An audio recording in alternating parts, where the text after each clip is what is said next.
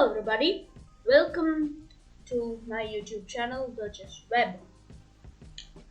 And here I will be posting content every weekly on chess, pretty much. Different openings, different end games, different middle games, etc. Today, I'll start off with an opening which is not that popular and which has not been played too many times comparatively. Well, white starts out with d4 and black continues with knight f6. This is the hypermodern approach called the Indian game. It was first created by the grandmaster in the 20th century, Aaron Nimzowitsch. He was one of the greatest opening theorists of all time, and it's still being played, and it is very, very, very sound. And you can get into tactical or totally positional games such as e6 with the Nimzo Indian, g6 with the King's Indian, etc. But a simple way to refute most of this theory is to play the move bishop to g5.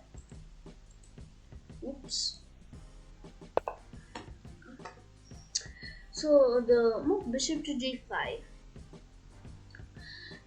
is called the trompowsky attack. It is sound, and the main threat for white is to capture on f6. Bishop captures f6, and white loses the advantage of the bishop path.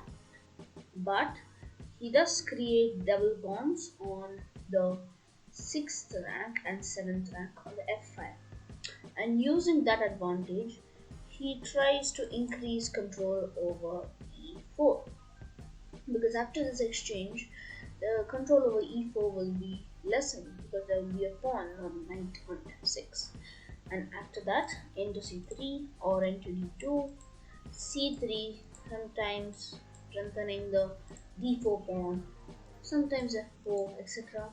And the center will be white will try to rule the center. But there is many ways to refute that. The most popular way is knight to e4, which is known as the main line, the trompowsky attack. But today we will be looking at the move e6. This is the classical defense or classical variation of the trompowsky attack. So now bishop takes f6 is useless because queen takes f6 is coming, and now the pawn weakness won't be there. So black will just have the bishop pair. But e6 is sort of a passive move, so it's not the best choice many players have, especially under 1900 today. They either play knight to e4, or they play d5, or they play c5. But e6 is rarely played. But the new e6 was very much popularized by Anatoly Karpov, who was world champion right before Kasparov. And it is known that Karpov doesn't like to take pawn weaknesses or pawn disadvantages or structural weaknesses in his camp. So he played e6. So you can't say no when Karpov is played it. So here, of course, there is the e3, knight f3, etc., which could convert to after d5 to stuff like Tory attacks and queen's gambits, etc. But the trompowsky move is e4. Now, because of the spin, e4 is possible, and e5 is also threatened. So here, h6 is the main move. So, but let's take a look at the sidelines first. So the first sideline is pawn to d6. This is a sort of passive sideline, and black is just trying to defend the whole position and try not to make any blunders. So d6 is very passive, so I would never recommend this move for black, but some people just play.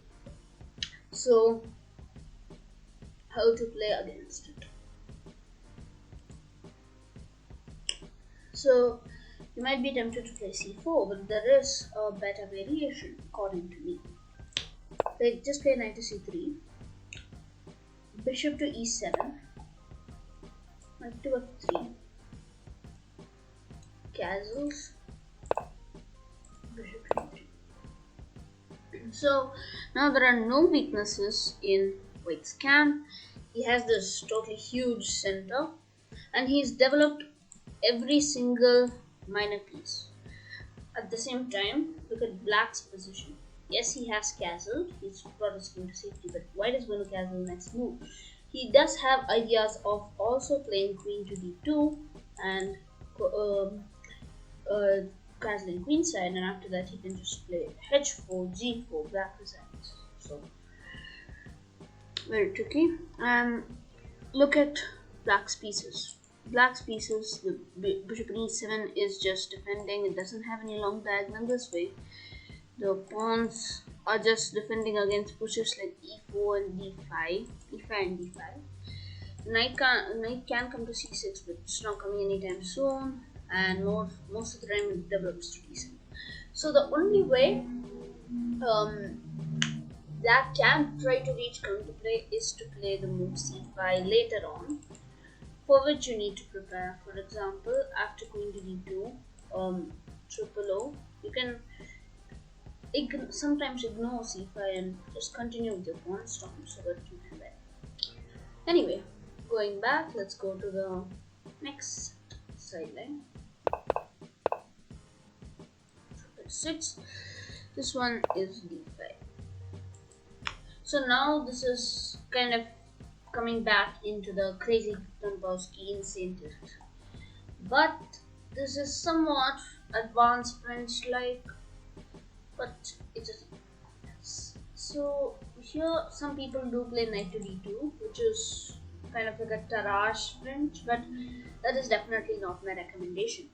And no one, I think, would want to play knight to d2 over d5, so e5.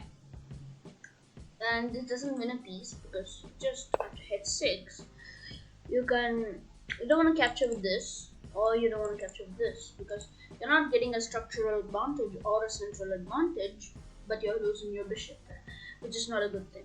Black can get an advantage many times. So I would just recommend playing bishop to e3. Now he's got to play knight f to d7. Here you can play knight to c3, knight to d2. Knight to d2 is not my recommendation again. Sometimes people play c3, and of course f4 just strengthens the center. A strong center, strong control. If c5 is played, just play c3. French like.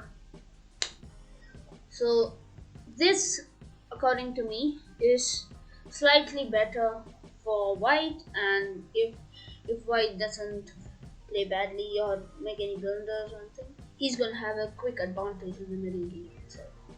So if you turn on the engine, it says plus 0.5, which is a slight mild advantage. So anyway, let's go back. So the next sideline. The next sideline is semi-aggressive, semi-passive. It depends on how Black wants to play. So bishop to e7. Here I would recommend e5. Of course, knight c3, etc. is possible, but it's not really worth learning comparatively to e5, because after e5 and d5, bishop captures e7. Knight captures e7 would not be a bad move. He's not losing, but after that, he's just making so many moves with the knight. Knight to f6, knight to d5, knight to e7. It's totally not according to theory, and White will get faster development and will have an advantage. So queen to e7. And here I would recommend c4, driving down it. Here knight to b6 is possible, or knight to f4 is possible. Knight to b6 is more played. So it's kind of like a Alyakin or Alakine structure. But here knight b6 is the most popular move. But the somewhat most aggressive way is to play queen to b4. After queen to d2, knight to c3 loses a pawn, knight to d2 loses a pawn on d2. So we don't want to do that. Retreating the queen will just be horrible at the moment because c captures d5, winning the position. So queen captures d2 is forced, and knight captures d2 is okay, but king captures d2 is best because after the queens are exchanged, it's gonna start to go into an you're gonna exchange a lot of pieces and get into an endgame. After this, he's gonna be forced to play knight to b6, knight to c3.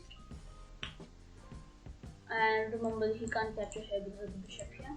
And equal development, but the king in the center for the endgame, which I would say is a slight advantage, if not a proper advantage for white. We turn on the engine, it says plus 0.9, which is a solid advantage. Anyway, so the next variation is, let's go back. Is, according to me, the most aggressive variation after the big center classical defense, c3. Here you might be tempted to play e5, but that is the wrong move. h6. You don't want to capture the f6 pawn with the f6 knight with your bishop or your pawn, because then you lose your bishop and you're not getting a large center for losing your bishop back. So I think after that would just be better. So you can play bishop h4, g5, bishop g3, and here you can play knight to d5 or knight to d4, knight to d5 for example, c4, queen to a5, knight to d2, and after knight to e7, the bishop is developing to g7, and now castle's inside is possible, and this is some sort of pseudo proper center, because the c5 pawn is breaking the structure, and after that white will just be losing. For example, let me turn on the engine. It says minus 1.6. Here even knight f4 is possible, true, but it's still losing for white. I don't know. Okay, let's go back. What to play here instead of e5? The right move is to play d5. And e captures d5 just means e captures d5, winning the position. You can just play c4, and he has a backward pawn. You have the large close center. If you try the Benko style, you can just play d3. But most people just either play h6, h6 or d6. d6 is my recommendation. And after this, you can either play c4 and reach a pseudo Benoni, or you could play knight to c3, coming back to insane trompowski territory. So after this, bishop to e7, or just destroying the pin. Bishop to b5, bishop to d7, d captures e6, f captures e6, e5. So it's getting more and more aggressive, and white sacrifices the e5 pawn so that he'll get a much more aggressive position. After this, finish. Oops, not finish 5. Bishop f6, and after bishop f6, finish 5. So g6 is the only reasonable move, and after that queen to g4. Here you can see that this pawn is attacked. He can't capture back because of this, and if you play something in queen to e7 defending, you can just play to blow. If you play bishop to d5, you can just play queen to d1. You have this, you have this monstrous knight, you have whoa. and if he captures, you'll have an even more monstrous knight, which is not good for him. And you have black has this horrible structure, this just horrible pawn structure, which just wants to make me cry if I need to play black here. So I would just say this is simply winning for white. Positionally, maybe not tactically. Maybe if an Indian played this game, then maybe could turn out as a draw, etc. So let's go back. These are the silence. Now let's get to the main move, h6. Here, because you've already got your bit center and there's no, if you retreat, then he's just gonna play g5 and then just capture on e4. That's not what you want to do. You want to hold your center, so you have to play bishop f6. So you have to lose your bishop back, but you have got your center back.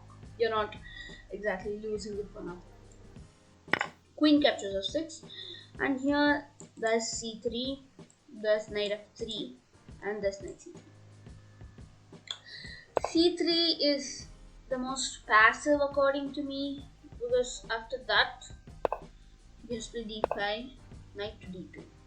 Of course, e5 is also possible, but e5 after queen d8, knight f3, and it's very close. And after c5, it's gonna convert to some sort of friendship bonds variation. And if you're comfortable with that, you're welcome to play. But most of the people play the trompowsky because they want to get into the insane knight to d2, which is some sort of trash friendship with the queen and f6, and this is not great. It's not looking great. After c5, you can just play knight f3. So if he captures on d4, you can just capture back with the pawn or the knight, which both are good. Knight to c6, bishop to d5, and there are only two pieces out for black. There are 1, 2, 3 pieces out for white, and he's about to castle, bringing the king to safety and developing the rook. He has an equal center, both of them are challenging, so I would just say this is a better position for white. So that's why c3 is good, but it's not as good as knight to c3 currently. So let's look at knight to f3 too. Knight to f3 is very seldom played, and here d5 is possible. Many people play d5, and after d5, queen to g6, c3, knight to c6, c5 is useless, knight to d2, bishop to e7. Some people this is g3, and this is not great. I don't like this position at all, because this gives a lot of chances for black to equal this. So that's why I would recommend the move knight to c3. This move makes perfect sense. Bishop to b4. So the main move is d6, and the second main move is bishop to b4. Bishop to b4 is some sort of bishop to b4 is some sort of winner structure which black plays so that he can get some counterplay in the center. But after queen to d2, if captures, it doesn't weaken my structure, so he can't capture at the moment. There are two main moves. There's d6 and there's d5. So first let's look at d6. This is just simple. Bishop a5, f4. So after this, handling b4 would be very hard for black, because he's got to defend against this whole torrent of central pawns and move this bishop to an inconvenient position after rising queenside. So he just captures that.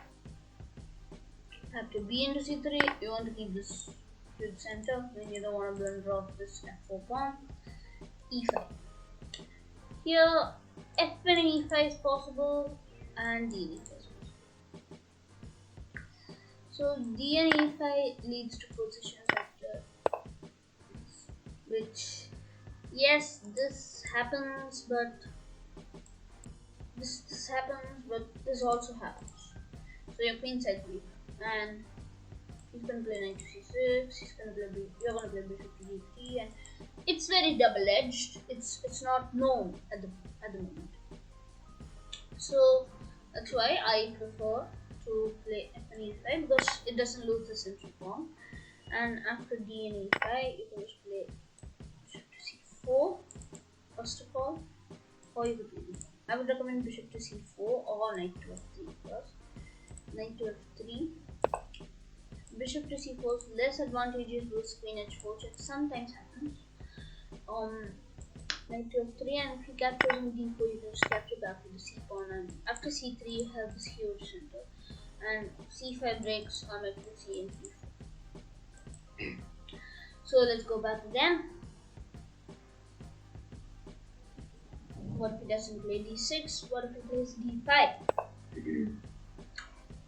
Here you can just continue with d5. This is losing. Queen d8, a3, bishop e7. So huge center for white.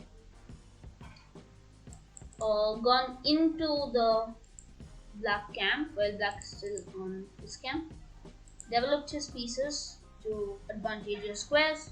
Pushed a3 to stop many attacks on b4 on the queen side, etc. Minority attacks, etc. And ready to push f4. And after f4, it's just losing. Super strong center. Knight to f3 is coming. Bishop to d3 is coming. Sometimes bishop to b5 is coming after c5. So definitely not my recommendation. Let's go back. So here, c3, c3, here, d6. What's happening to d6? Just between the d2. And here there are three main moves.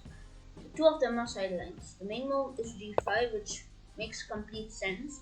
It blunts the queen on this diagonal, and after bishop to g7 puts pressure on the d4 pawn and prepares to castle kingside, finally creating a safe place for the king to go. First, let's look at the sidelines though. There's c6, which is like kind of blocking d5, e5, etc., which I don't like at all because it's so passive and with so many ideas. f4. So we don't really want to break our center by playing e5 or d5 at the moment. So the defense is pointless at the moment too. We just want to create our strong center. So f4, e4, everything. And he's also defending against the idea of d5 after e5. So here he can play e5, and here d e5, f e5. That's all. We've gone into his pawn structure again. We've got the open d file first of all, so we can castle on the queen side with safety, and we'll have a lot of attacking chances. We have no pawn weaknesses, no problems in our structure. So this is better for white according to me. So next is knight to d7, which is somewhat even more passive because after f4, a6 needs to be played for some reason, because you don't want to get into knight b5, knight c7 ideas, or bishop b5, c after c5 pins maybe. But this just looks bad after knight f3. If he tries e5, then we can just play f e5, d5, d5.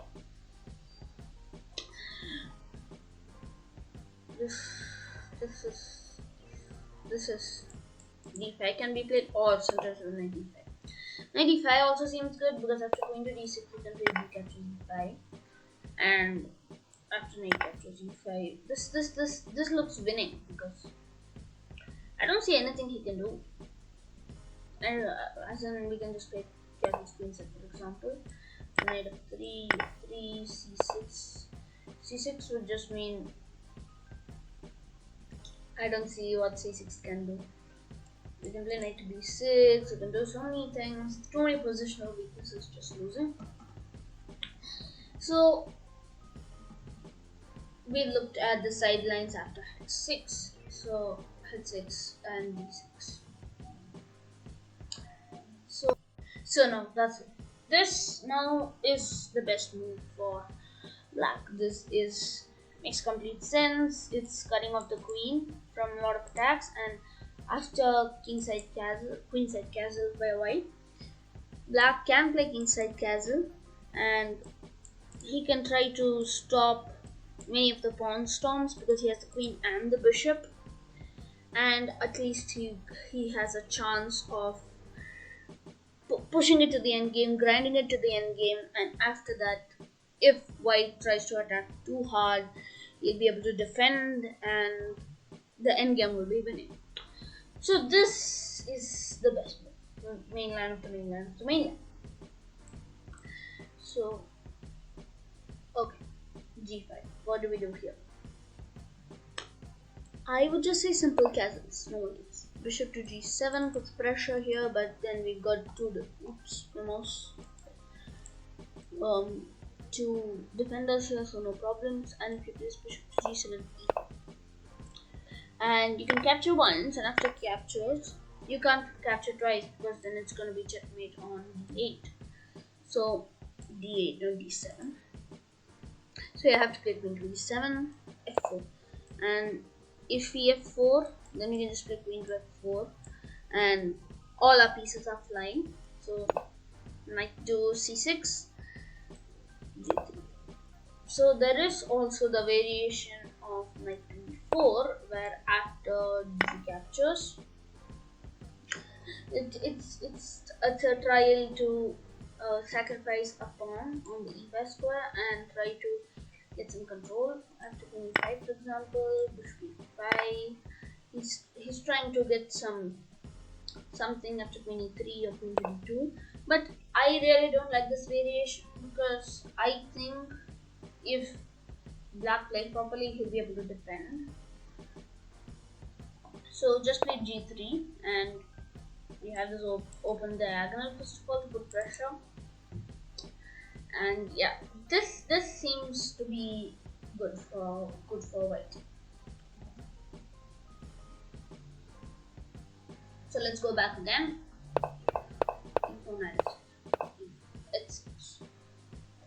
Bishop on f6, queen on f6, knight to c3, and here bishop to b4 is possible, and d6 is possible. And if he plays d5, this really is not from the e5, e5. Some people play this, they think it's a gambit because after queen d6 will be d3, and they think c5 etc.